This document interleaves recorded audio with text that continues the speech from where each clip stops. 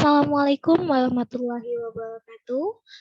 Kami dari kelompok 8 yang beranggotakan saya Dewi Kintansari dan teman saya Martin Jan, kali ini akan menyampaikan materi tentang deiksis dalam bentuk jurnal penelitian. Untuk jurnal penelitian yang kami angkat kali ini adalah jurnal penelitian skripsi yang ditulis oleh Walset Tologana, jurusan Sastra Indonesia di Universitas Samratulangi, Fakultas Ilmu Budaya Kota Manado pada tahun 2016 dengan judul Deiksis dalam novel Assalamualaikum Beijing, karya Asma Nadia, suatu kajian pragmatik. Yang pertama, deiksis persona atau orang dalam novel Assalamualaikum Beijing. Yang pertama adalah deiksis persona pertama atau orang pertama.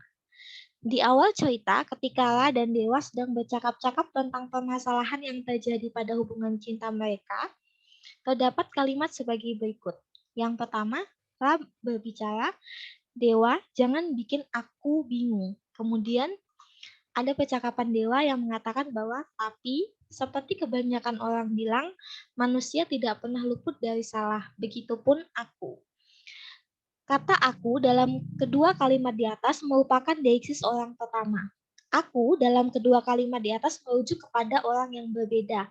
Kata aku yang pertama mengacu kepada La, dan kata aku yang kedua merujuk kepada Dewa. Jadi dalam percakapan tersebut, kata aku menggambarkan diriku sendiri atau orang pertama. Kemudian yang kedua yaitu deiksis persona kedua atau orang kedua. Ketika Sekar dan La chatting pada malam pertama Asma di Beijing, Sekar marah karena La menghilangkan kartu nama yang diberikan Zhongwen. Berikut dialognya. Sekar berkata, kamu terlalu. Lalu Asma menjawab, jangan marah dulu, mungkin terselip. Sekar pun mengatakan, bagaimana jika dia cinta sejatimu? Pokoknya cari. Kemudian Asma menjawab, iya. Lalu Sekar menjawab, he could be the love of your life, cinta sejati. True love, Arjuna, Yongjae, Ojong Sangmu. Dalam dialog di antara Asma dan Sekar di atas, terdapat dua kata yang mengandung unsur deiksis persona kedua, yaitu kata kamu dan mu.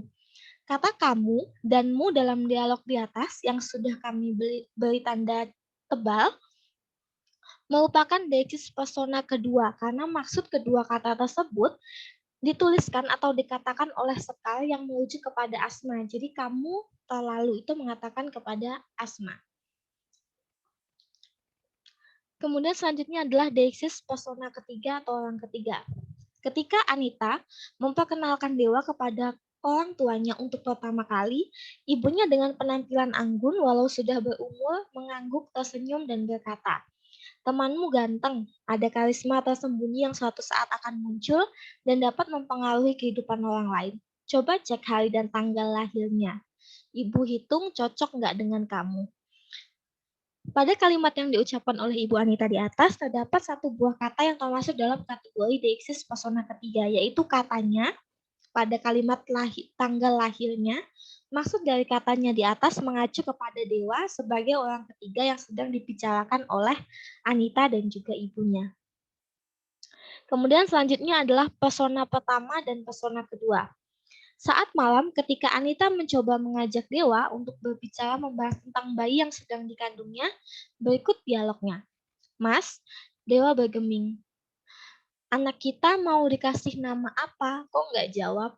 Dalam kalimat di atas, kata kita mengandung unsur deiksis. Maksud kata kita dalam kalimat tersebut mengacu kepada Anita sebagai si penutur atau pembicara dan Dewa sebagai acuan orang kedua yang dimaksud.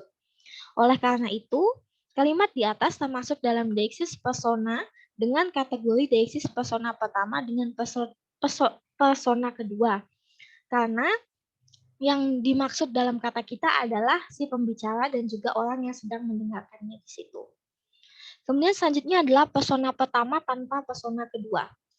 Seminggu setelah sadar dari pingsannya, Asma mendengar percakapan antara kedua orang tuanya lewat telepon.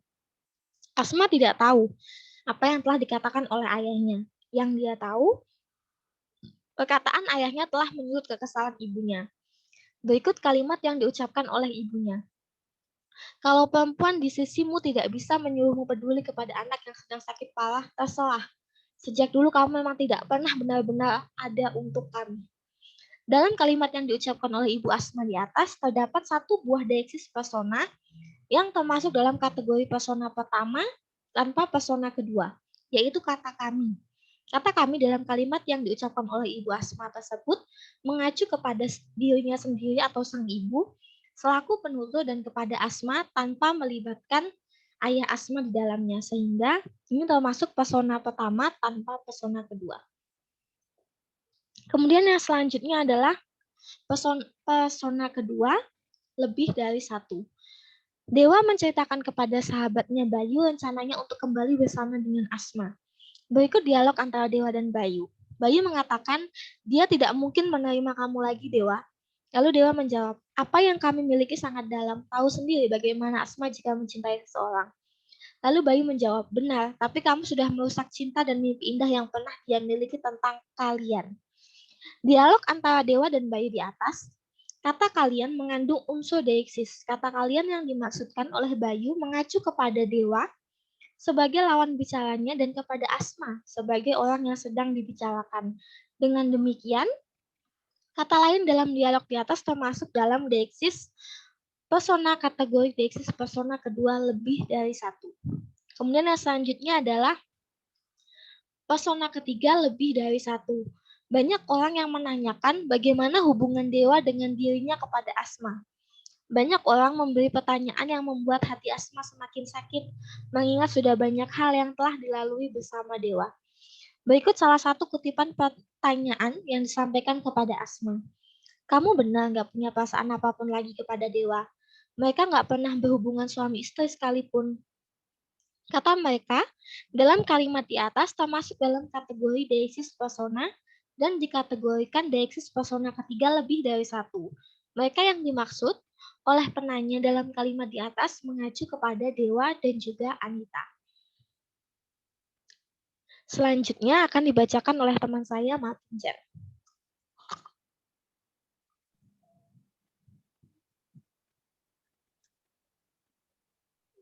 Deiksis tempat dan ruang. Deiksis tempat lokatif. Malam pertama Asma tiba di Beijing, dia chatting dengan sahabatnya Sekar. Berikut ini isi dialog mereka. Sekar berkata, bisa saja dia jodohmu, kan? Asma menjawab, bukannya kalau jodoh nggak kemana. Sekar menjawab, aku kesini untuk meliput, bukan untuk mencari jodoh. Lagi pula mustahil menjalin hubungan dengan laki non-muslim. Itu kan syarat yang tidak bisa ditawar. Dalam dialog di atas, kata sini merupakan kata deiksis. Kata sini yang dimaksud oleh Asma mengacu pada tempat pada saat dialog itu berlangsung, yaitu di Beijing. Oleh karena itu, kata sini dalam dialog Asma dan Sekar di atas termasuk dalam deiksis tempat kategori deiksis tempat lokatif.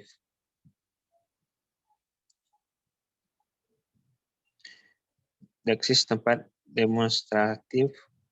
Ketika Dewa ingin menjelaskan pada Asma kesalahan yang telah diperbuatnya, namun semua kata yang ia telah siapkan buyar di udara. Hal itu membuat Asma bingung. Asma, Dewa ada apa? Dewa, jangan buat aku bingung. Dewa menjawab, Ra, aku tahu kan di head ini. Pada dialog di atas, kata ini mengandung unsur deiksis. Maksud kata ini dalam kalimat yang disampaikan oleh Dewa mengacu pada tempat, yaitu Hajj, di mana saat dialog berlangsung. Oleh karena itu, maka kata ini dalam dialog di atas termasuk dalam jenis deiksis tempat kategori deiksis tempat demonstratif.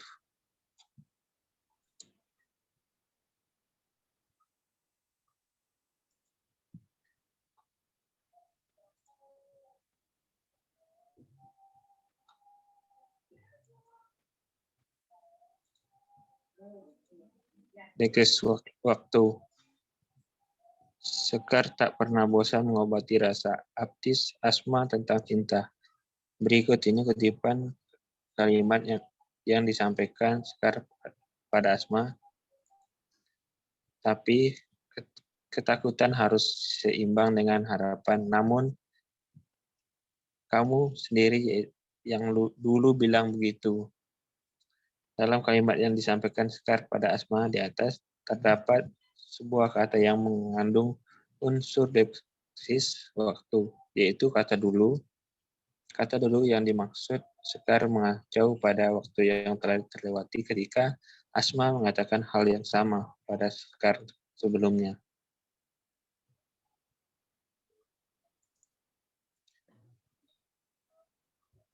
Kunjungan Sungwen ke masjid berikutnya berubah percakapan dengan beberapa imam, percakapan yang kemudian membuka wawasan. Tidak hanya itu, Sungwen mulai membaca buku yang berhubungan dengan Islam. Dari yang dibacanya, akan melahirkan diskusi-diskusi lain dengan Asma. Berikut salah satunya kutipan dialog Sungwen dan Asma. Karena selama itu masih ada jejak laki-laki dalam diri perempuan dan baru hilang setelah 3 bulan. Dunia pengetahuan menemukan itu sekarang, sementara Islam sudah sejak dulu mengatakannya. Dalam kutipan di atas, terdapat dua kata yang mengandung unsur deksis wacana, yaitu kata itu disebut sebagai deksis wacana karena maksud dari kedua kata itu mengacu pada penjelasan tentang mengapa perempuan Islam setelah bercerai baru boleh dinikahi setelah 3 bulan.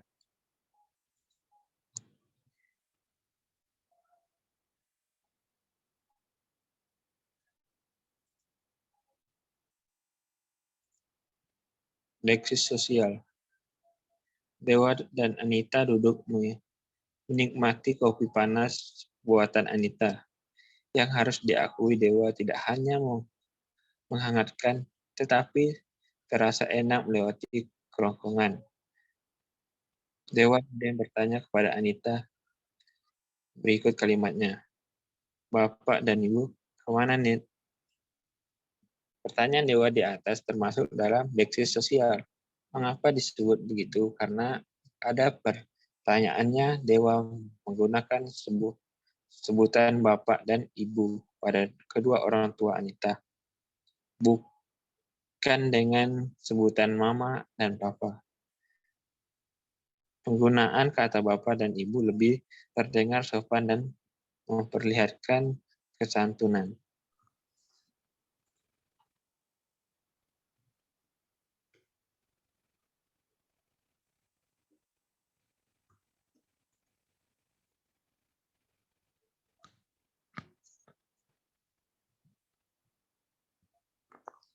Baik, sekian presentasi dari kami. Kurang dan lebihnya mohon dimaafkan. Dan apabila teman-teman sekalian ada yang ingin bertanya, dapat langsung menuliskan pertanyaan ataupun tanggapannya di grup WhatsApp. Terima kasih.